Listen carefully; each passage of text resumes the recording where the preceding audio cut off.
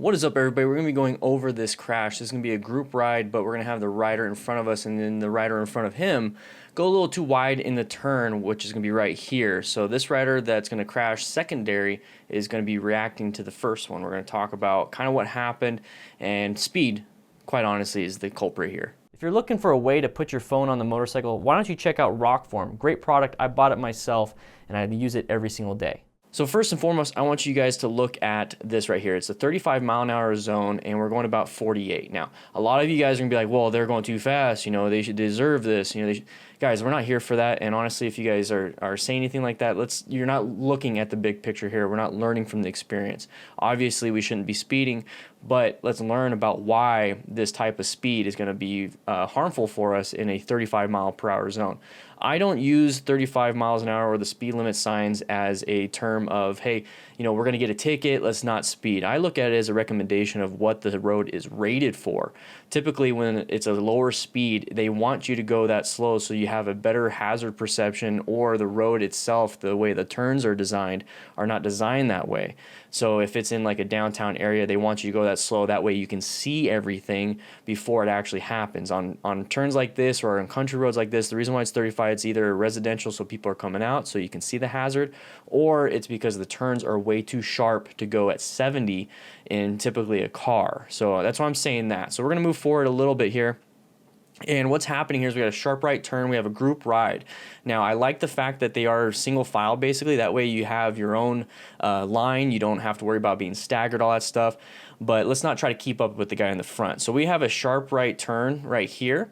And everyone's doing fine. Everyone's doing fine. It's a good open road, country road, all that stuff. I think we're going about 50 miles an hour relative in a 35. So just remember, the roads are rated for 35. So if we start to go a little bit wide, like right here, this rider right here went a little bit wide. And if we scroll back just a little bit, we're going to notice that there's going to be a switchback, basically, and it says 15 miles per hour recommendation. So that switchback, it's going to be a very tight turn, so they want you to take it relatively slow. I mean, it's a 35 down to a 15 mile an hour recommendation.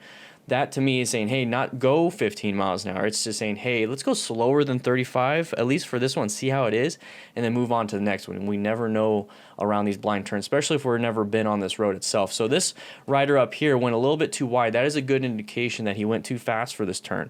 Now, everyone's going to say, you know, let's do more counter steering, let's do more of this, let's do more of that. And remember, guys, let's do slow, look, press, and roll. We got to slow down before the turn. We need to look through the turn, press to initiate counter steering, and then roll on the throttle. So that counter steering is just one portion of the whole thing. We need to slow down first. That way, when we go into the turn with our riding limits, we can do enough counter steering for our own little limits here. We don't have to go crazy with the counter steering because we failed at the first portion.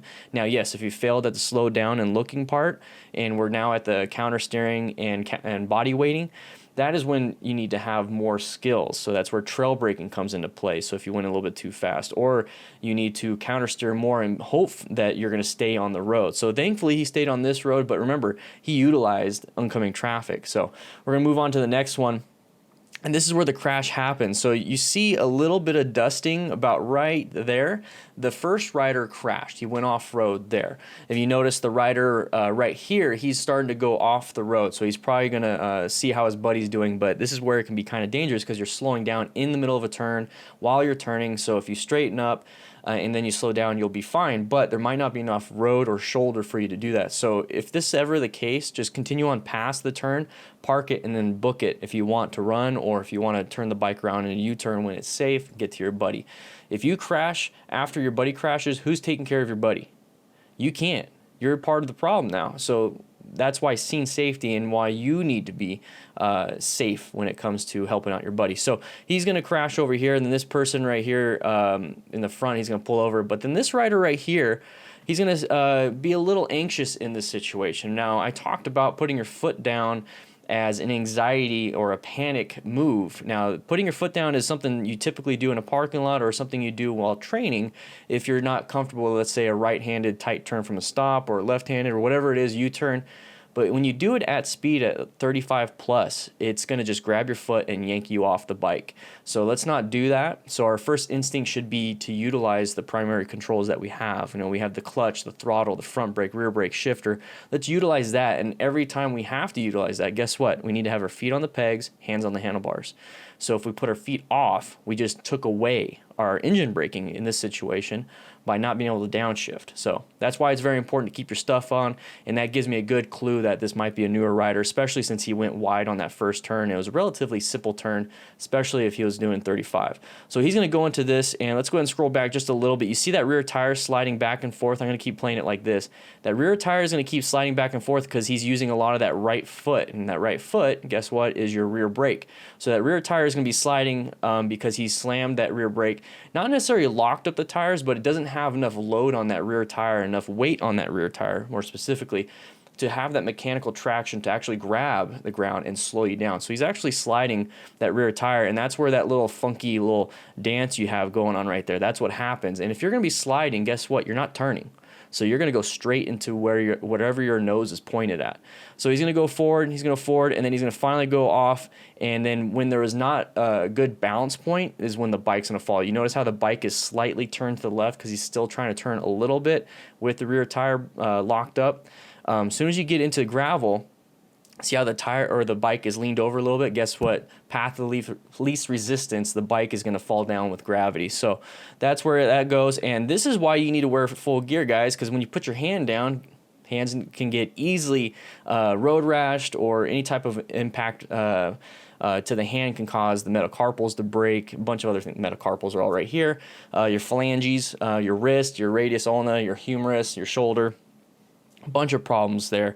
Same thing with your legs. So this is where the impact resistance is very important, because you need to have that just in case something like this happens. This could be a very minor incident when it comes to injuries if you have full gear, or it could be a major incident where you have to go to the hospital, multiple surgeries, just because you chose not to wear gear. What's more expensive? Okay. So the full video is going to show everything. You're going to see the perspective of this rider right here on the ground. So you're going to see what happened to him. You're going to see what happened to everybody else. What happened to this guy is he started to slide, and then it caught the traction and actually flipped him over into a high side. But imagine hitting some of these things and then having to pay for it, or even just being super injured, and then try getting your bike out of there. Thankfully, he has a bunch of friends that will help him push the bike out, so it's not going to be that big of a deal. But I think the main culprit here is definitely going to be the speed. The speed is going to be too much for the rider. It's not going to be too much for a lot of people. Okay, so that's what I'm trying to get at with you guys. It's not going to be too much for a lot of people. Just like, you know, a 405 bench press is not going to be a lot for a lot of pro strongmen. But man, if I hopped on there, good luck. I'm not going to be able to do it. So my limits versus a pro strongman's limits are a lot different. A rider within one group is going to be different than the rider towards the middle of the group. So that's why we need to start riding with our own limits and not just trying to keep up with others, because we can get severely injured or put ourselves in a panic state to where we're not going to like motorcycling anymore. So guys, if you're going to be riding in a group, make sure we keep it nice and safe. Ride within your own ride, and if the person behind you is catching up, well, then let them pass, and then you can stay in the back. It's not a big deal. Balls of the foot, get low, turn the hips, like we're about to punch. So turn the hips. Now what that looks like on the bike, okay, now I'm gonna get in position. So now I'm gonna get in, I started doing it already, so I'm getting in position. Oh, this feels good. It's not. I need to move my hips. So now I move my hips.